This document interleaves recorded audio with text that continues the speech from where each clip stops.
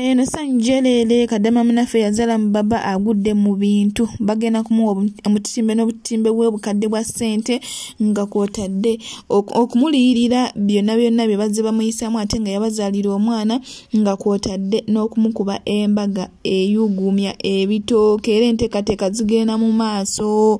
Tulakkalira wuliriza subscribinga likinga or sharing byonna mbikuletedde maaso sina onyinza mbikunyonyola naye njagala welabye video paka ejjesembera nenga waspiriters zotagwe n'omulungi ampuliriza social media kwali subscribe for more updates, like, share and comment welabira okunyiga notification bell obenga notified when take out video empya jana airport pick up nyongelo bakubiza mujembuke nga emyondo gikyali wansi ddala. Tuina free wifi tuina nebyokulya munesiga mbatambuze kulayisi tukyusa ne sente tuladikire kudda ne sente zongoloza bagenda kutema sente munnange sente tuzikyusa nga tebazitemye nga bwe bazitema ku airport.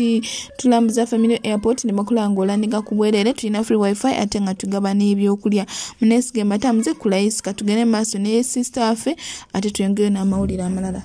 Mwanyinaffe yandibanga ayolekedde obugagga oba obulamu obulungi singa nabanga akoseza bulungi amagezi ge. Ensonga zino zawanvuye. Eggulo muganda ffe bamugye ku poliisi ku saa 9 ne bamutwala ku embassy. Bwe bamutusiza ku embassy olw'okuba nti obujulizi buli kimu yabadde akirina ng'ate si eka akirina wabula nga n'amaloboozi agamu gava mu bantu ab'enjawulo nga n'oba ofa ye n'oba omuggyeko essimu abalala bagenda asobola osindika amaloboozi ago ekiraga nti obujulizi bwo si bwakusiimulwawo era si bwakuvaawo. Wano nno ofiisi embassy yo nga yo yasoose neevunaana kampani kubanga omwana yasooka n'alaajana nga bino byonna tebinabaawo. Omwana teyayambibwa kampani yo nga yo bano bagamba basasula kampani miliyoni 2 miliyoni 2 ze bagula kadaama era nga bo baddembe okukozesa kadaama kyonna kibabeera baagadde kubanga babeera baguza omuddu waabwe. Wabula nabo omusango egubakwatira nti mu contract temwalimu kwegatta oba kukabaasanya. Contract yali yakola nebwandi mukozesezza okuva ku makya paka ku makya muddu kuba baali bamusasula. Ate era ne contract yennyini eragira omuntu okubeera ne off. Omwana agambye tawummulangako kuva yagenda mu kiyumba talina off nti contract yeraga alina okuba ne off kuba buli muntu awummula era ng'ateekeddwa okukolera essaawa 12 okuva ku ssaawa 8 ku ssaawa 12 talina kukola 24 hours. Omwana agambye abadde yebaka n'essaawa 10 ng'obudde bukya. Wabula boosi n'abaana balabika bagenda kwekyusiza ate kampani gye baagula omwana muwala. Kampani bayinza ogiggalawo obudde bwonna kubanga yalagajjalira obulamu bw'omwana okutuuka kweyo embeera gy'aliko. Nebe yavuddeyo ng'omwana ali mu buzibu ye yasinze okussaamu amaanyi amangi era yaviiriddeko muganda waffe okubeera nga akwatibwa. Wano ne muyingiramu looya, embassy etaddeko looya mulamba owa Law Farm. Amanya ngenda nagabatera wawa aga looya n'ekifaananyi kye ne gundi gyakozesa kwa buli kimu bakimpadde. Era nga bo bagamba nti kampani bwe batasobola kuliririra mwana ono emitwalo 5 simanya liyali obeezeyo ziba sente mmeka bwe batasobola muliya mitwalo 5 mwezo simanya liyali obeezeyo liyali simanya liyali kampani egenda kuggalawo. Ngenza okubaliriramu nga bw'okwata 10 olwezeeyo Saudi Arabia n'oluzza muze Uganda ofuna kakadde. Kati ddira emitwalo 5 tayimuzi muze Uganda bwe lubanga 1000 luvaamu kakadde emitwalo 5 zivaamu ssente mmeka? Oyinza okwagala okulya ekingi ate ne kikuzaalira ebizibu gwe kennya osesema ekingi. Kampuni egenda kusasula ssente mwana muwala ono zaayagala kubanga lo faamu y'omwami ono oba embassy guloya gwetaddewo zi ssente ze baagala. Bwe kiba si kyo bagende mu kkooti kubanga obujulizi bonna we buli n'amaloboozi. Era nga bagamba nti manager baamukubiranga amasimu nga n'okuvuma kwatadde ng'agamba gwe toyagala kukola. Bwe kiba kiganye ogenda kujja obeere wano ate nga n'okkuba etukukuba. Kyokka ate tebakomye okwo n'omwami ne bano bennyini nabo baagala bamanye ani taata w'omwana omutuufu era omwana agenda ku ddeeni. Bwe bazuula taata w'omwana omutuufu ku 2 naye agenda kusasula akakadde. Agenda kusasula akakadde ka liyadi simaliyali oba okuwasa Kadaama aleete famire ye abeere omukyala wa nannyini mwana. Bwe kibanga ssekyo bonna bamuliiririre kampuni eririre omwana ono ne bano noone yamuzaalamu omwana nannyini mwana naye aliiririre baliko omwana w'omukazi agende naye kubanga weba nagamba musigaza bayinza n'omukola ekikyamu. Bwabanga omwana bamuwagala ne Kadaama bamuwase ate nga bayise mu mitendera era nga balina n'omuzimbira ennyumba mwalina okubeera okukakasa nti ali safe era nga ajja kuba akyekingibwako abapoliisi oba si kyo bamwe n'obukuumi olw'obulamu bwe. Kadaama ye agambye byonna beera teyandibiganye naye bw'anaasigala eno bajja mmukolera olukwe lwonna bamutte. Ye agamba ayagala kudda waka. Looya agamba lindako tusooke tukole DNA tulabe omwana waani. Jjukira baba yalya n'abaana ne balya era amaloboozi gonna buli omu eddoboozi lye lyeyogerera.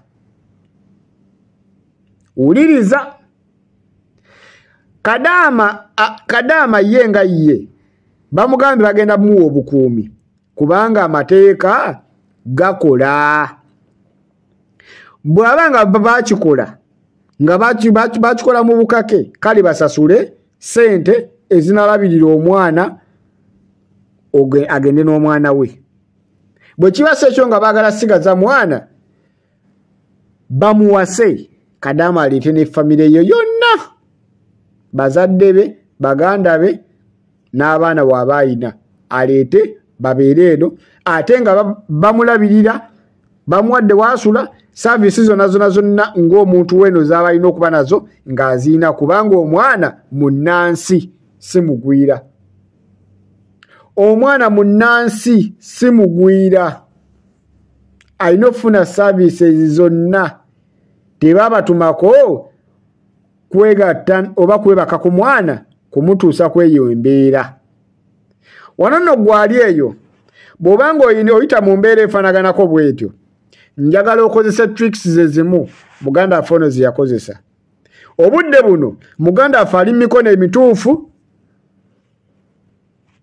asuubira nti obulamu bwe bugenda kukyuka singa tewabaawo kikyuka kubanga kampuni bagitaddeko akazito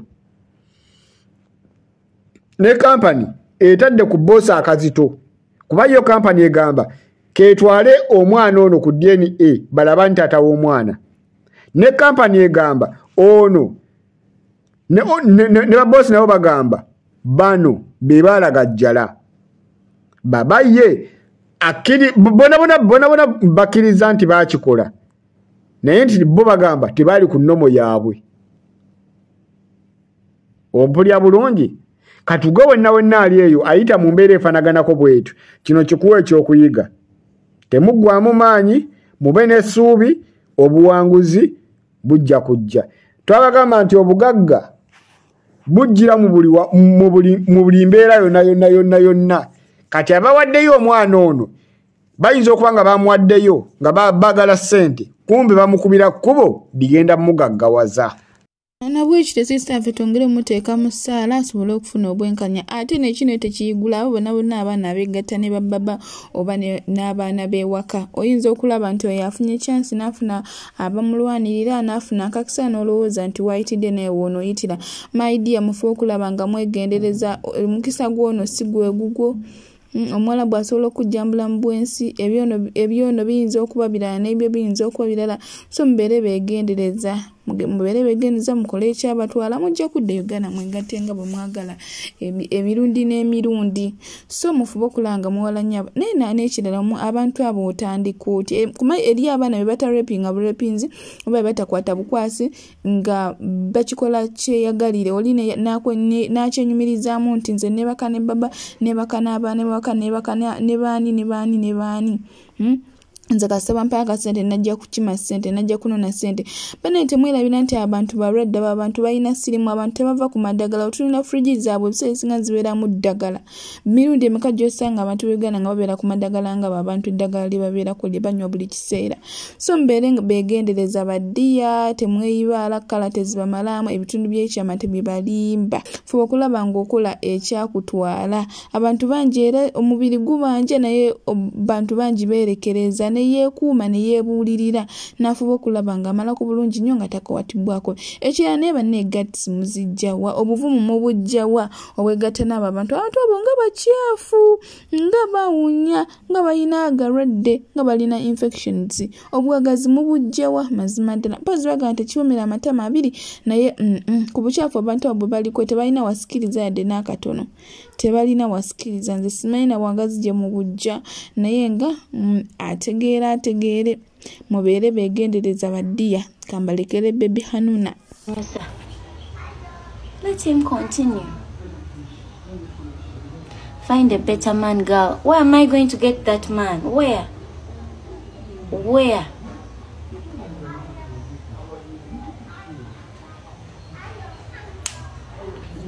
Sikyagala basajja kambeerewo kubeera tebankuba newe ndaba abasajja nze sikyegomba basajja ebyaddala nno.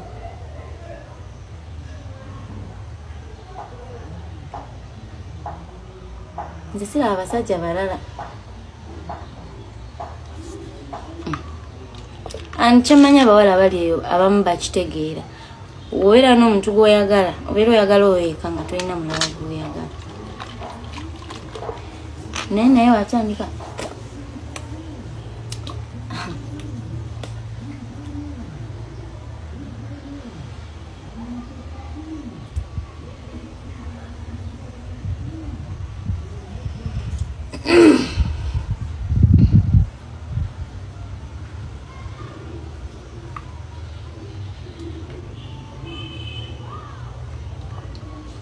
omuntu ne waba oli mukolera ki bannange n'okola ebirungi 10 n'okolayo akamu katono kamu ebyo birungi byonna bivaawo baba tebakyabiraba ate nga n'akatono ako nga it's even not necessary kintu kukiyomberako bintu bibeera simple. Tell me Hazel, do this mba mpulira naye ombogolere oliyagala otambogolera sitegeera.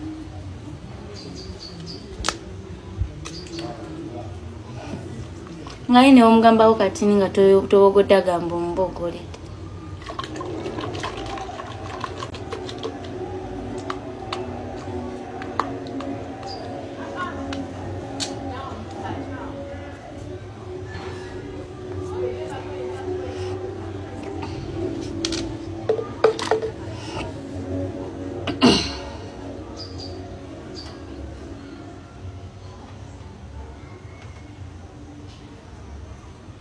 But he said, let me see.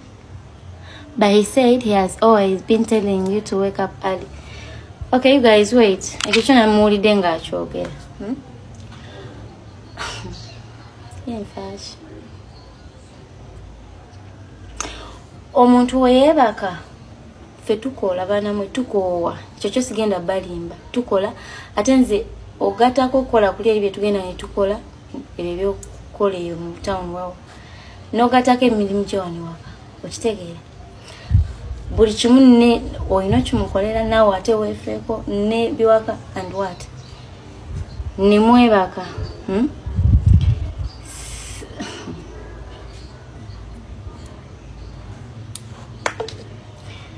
aha nemuvayo nemugenda out nemuvayo sawanga 10 newe bakasaba business wera omuntu yenna akoowa basiri kyuma kitegeera basiri kyuma omuntu yenna akoowa but goba tosobola kubeera muko ka buntu notegeera nti omuntu naye akoowa then what are you nga nawe mwenyini just because for you gotera so akuzukusa oba we base anytime oba kila tera so akugamba nenga nange era nange mbera muntu okitegeera nange mba nkuwa ate nze nkuwa nnyo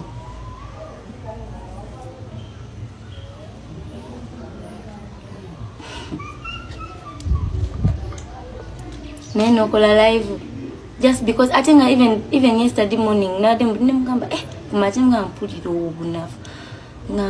obunafu ndozanga nagala makerenda goli omuchala mami 256 ndozanga nako gakoze iki nemunga mpulira obunafu nagenza okuddamu okuwulira ali ku live ali kuyombanga we simanyi bikinzi kukalete naye lindaku when you tell me Hezo wake up zukuka siwulira sitegeera nyinza olemera mbulire sisobola tekikwetagisa kulekana bulekanyi like buli omwama nze mba mpulira nongamba Hezo kola kino sobola gana Hezo do this politely tekikwetagisa kukola kuyo kantu kati ninyone kakuyombya like nikakuyombya olunaku lulamba nogenda nokola live noteka ku WhatsApp then nzo mukazi nkolesha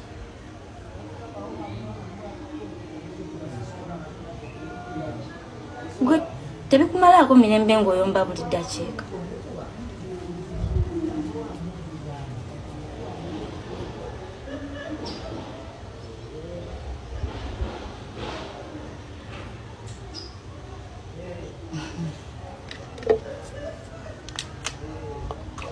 sewe ku live nze abeera omubi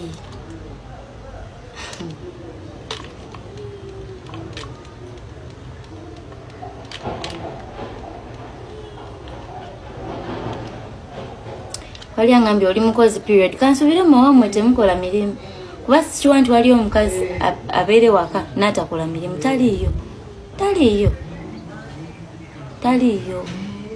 kati goba ompita maid because nkola housework it is okay kubeera newesubira wa musajja nga ndinzeka era mba ninokola emirimu okitegeera kati olwo ng'olina nga you having a man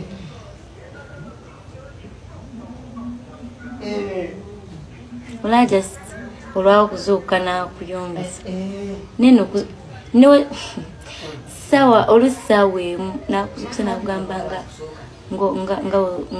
nga oludde okuzuka ate natandikirawo kuyomba takuzukusa nakuzukusa ntiseezo kutandikirawo nze I have no comment kweyo kapo kubanga nze nti okuvumwa gwatajja kuvumwa teke ndowooza mu comment section otubulire gwe baby hano na wandimuwadde magezi ki era weteeka emigere byera wewobeera nga yeggwe Hezo kwe byonna ebizze bibeerawo ku history gwe mumanyi ku Sefco wandikoze otya wandigambye otya sawa twendowooza mu comment section naye nga nebaza mwenna abala video yange to the end nemulabulanga temuskipinze mikono ndi musimu saba Katonda abeyo musinga okwagala Ocha Media ko chali subscribe for more updates, like, share and comment. Tubulabira okuninga notification bell obenga notified bwenteka video empya jana airport pick up mbalinze ku airport badia mbalinze muje mu supporting ng'emyondo kyali wansi dala nga teginaddamu kulinya muje tuteese twogerezganye tuba tetusobola kulemerwa kuba tetugoba ssente abamu muti okubookinga aba airport pick up naye nga si ffenna ntuseera badde ojja ku WhatsApp tuteesa tuba tetusobola kulemerwa abakwano muje tuteese muje twogerezganye muje tutambule ffenna nyongera bajukiza ku airport teri bus teri boda teri taxi so muje mu booking ng'emyondo gikyali wansi ddala nga discount ena gwakunga emyondo teginaddamu kulinnya tulina free wifi tulina n'ebyokulya ate nga tulambuza family okubwere ne bakulaba ng'olandinga nga sibakyaziza sente endala zonna tukyusa ne sente ligwena alina sente z'okumaona zo kashi nga tosobodde sinika sente zo eyeralikira okudda ne sente zo jangu tukukyusize sente nga tebasitimya nga basima ku airport munesige matamuze badiya services zaffe ennungi emyondo gyaffe giri wansi ddala munesige mbatamuze booking ajana airport pick up osirike mbalinze nze Hajjatu Omombwa tugwe mugendo sa ku airport nga mbakimye